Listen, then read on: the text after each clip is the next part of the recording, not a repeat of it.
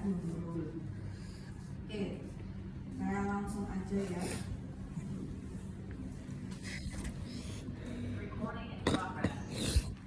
Undang.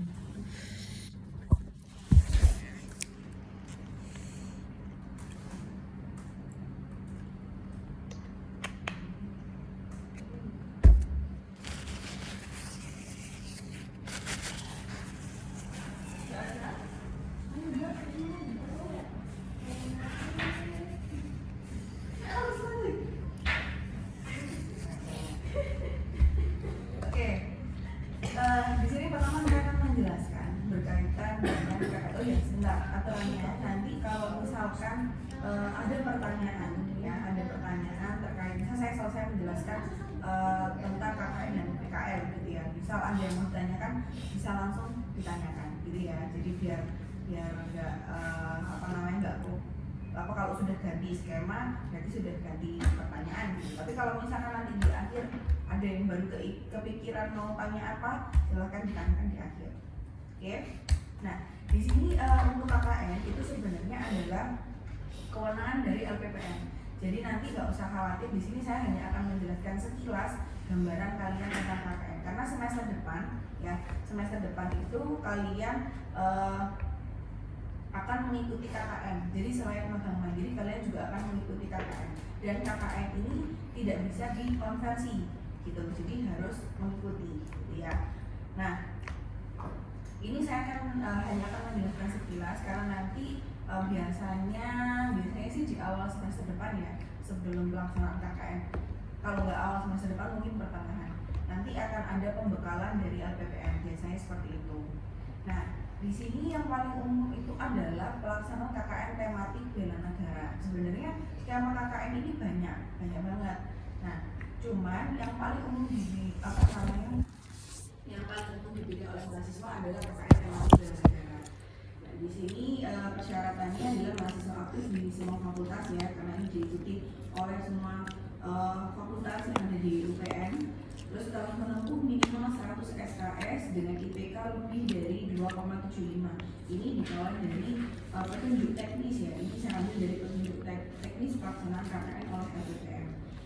Lalu memprogramkan KKN di semester 6. Jadi nanti di awal semester ketika kalian KRS-an ya, itu kalian harus sudah mengambil KKN untuk kegiatan di luar kampus, itu memprogramkan KKN gitu ya. Kalau kalian pasti baru pertama ambil KKN kan. Nah, nanti kalian harus KRS non kuliah namanya. KRS non kuliah untuk KKN nanti di awal semester 6. Nah, kalau kalian lupa, biasanya ini tuh kasus-kasus mahasiswa dia kelupaan nggak KRS non kuliah untuk KKN, akhirnya dia nggak bisa ambil skema KKN di semester itu gitu.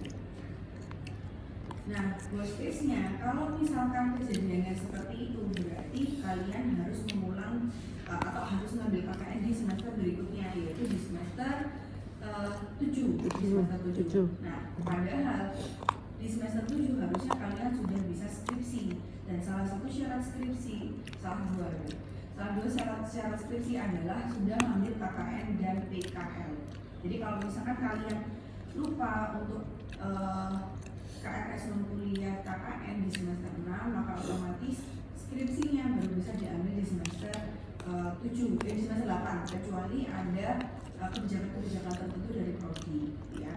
Terus memiliki asuransi jiwa atau BPJS aktif untuk menjaga diri ya, kalau misalkan alhamdulillah terjadi sesuatu. Nah, ini adalah tata cara dan alur pelaksanaan KKN tematik bela negara. Nanti untuk skema-skema lainnya di KKN nanti insya Allah pasti di pembekalan akan dijelaskan oleh pihak LPPN, karena memang ini sebenarnya adalah kewenangan LPPN. Saya jelaskan agar kalian punya gambaran semester depan kalian harus merencanakan studi seperti apa gitu ya. Nah, yang pertama pasti kalian harus mendaftar peserta KKN tematik bela negara. Jadi nanti ini tuh kalau nggak salah sekarang itu namanya KKN SDGs kalau nggak salah sekarang itu di semester kemarin itu namanya KKN SDGs. Nah, yang pertama kalian harus mendaftar peserta KKN tematik bela negara. Jadi alumni itu kalian kan KRS nih, kalian KRS mau kuliah di awal semester. Nah nanti di pertengahan semester biasanya nanti akan ada pembekalan dari LPPM. Nah setelah pembekalan dari LPPM mereka akan membuka pendaftaran. Jadi mereka tuh punya link khusus gitu ya. Mereka punya link khusus di mana kalian bisa memilih skema apa yang akan kalian pilih gitu, dan kalian mau ikut batch yang keberapa.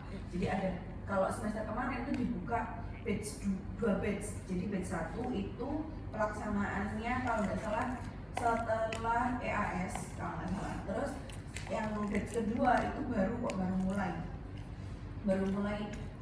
mulai setelah masuk ke semester perkuliahan semester 7 gitu. Jadi diharapkannya kalian ikut yang batch 1 aja gitu, biar nanti nggak molor gitu ya. Terus setelah itu nanti pembentukan kelompok KKN akan dilakukan oleh LPPM, lalu pembekalan KKN tematik ya. Terus penyusunan proposal nanti kalau sudah dapat kelompoknya nanti akan diumumkan oleh LPPM itu DPR-nya siapa untuk di tiap kelompok. Satu kelompoknya itu biasanya terdiri dari 15 sampai 30, cukup banyak kan. Gitu. Nah, terus penyusunan proposal, kira-kira kalian nanti akan melakukan kegiatan apa saja selama KKN gitu ya. Terus penyusunan program kegiatan KKN juga dilakukan bersama dengan DPR. Terus baru pelaksanaan KKN, terus penyusunan laporan dan luaran lainnya. Dan nanti ada evaluasi kegiatan KKN dari LPPM gitu. Nah, karena ini saya mengaji dari semester kemarin, karena kelompoknya itu memang banyak, 15 sampai 30 orang ya, makanya luaran wajibnya itu juga banyak. Bahkan ada luaran wajib, ada luaran tambahan kalau nggak salah.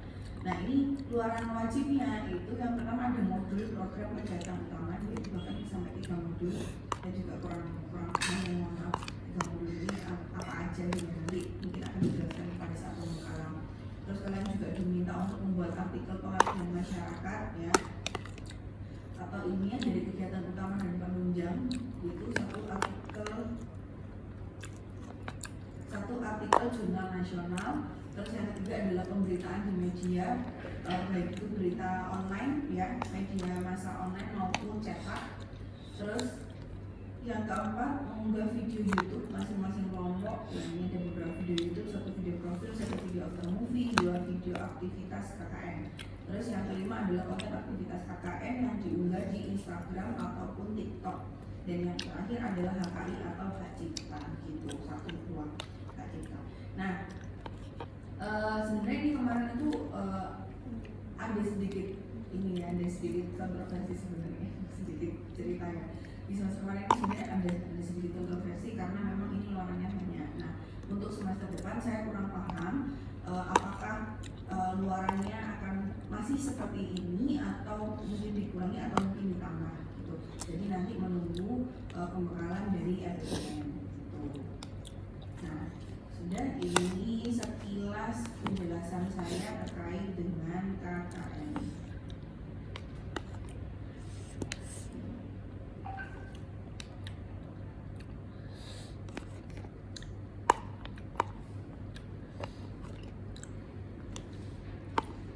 Berikutnya saya akan menjelaskan sedikit tentang praktik kerja lapangan. Jadi PKL itu sekarang kalau di tahun-tahun sebelumnya itu dipegang langsung oleh prodi, oleh admin prodi gitu ya. Nah kalau sekarang mulai semester kemarin itu PKL dipegang oleh MBKN gitu. Nah sebenarnya pada dasarnya PKL ini kegiatannya ya sama seperti sama seperti magang mandiri. Cuman bedanya kalau magang mandiri dia dilaksanakan kurang lebih 4 sampai 5 bulan dan dikonversi hingga 20 sampai 21 SKS. Jadi 1 semester full kalian nggak kuliah gitu ya. Tapi kalau PKL ini hanya dikonversi 2 SKS gitu. Tapi PKL ini wajib gitu, wajib. PKL ini kegiatan wajib. Jadi kalau misalkan kalian ngambil magang mandiri, kalian tidak perlu melakukan PKL karena nanti PKL akan terkonversi pada mata kuliah konversi ini magang mandiri. Tapi kalau misalkan kalian tidak magang karena mungkin terganjal ada persyaratan tertentu yang kalian tidak bisa terpenuhi, sehingga kalian harus kuliah gitu ya dan nggak bisa magang, maka kalian wajib ambil PKL.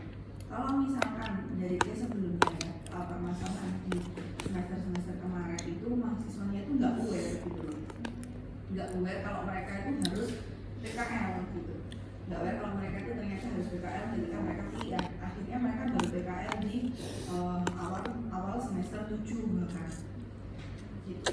Bahkan ada mungkin yang belum PKL sampai sekarang. Akhirnya karena dia belum PKL, mereka nggak bisa ngambil skripsi gitu karena nilai PKL-nya belum muncul. Kalau misalkan sudah PKL tapi nilainya belum muncul pada saat kayak misalnya ini case semester ini ya, jadi ada mahasiswa yang kemarin PKL itu nilainya memang belum muncul dari BAKK gitu, belum muncul di transkrip nilai. Nah tapi karena memang pada saat pemilihan desain pembimbing skripsi kemarin akhirnya diizinkan oleh Bu Dina, oleh pihak provinsi diizinkan karena memang mahasiswa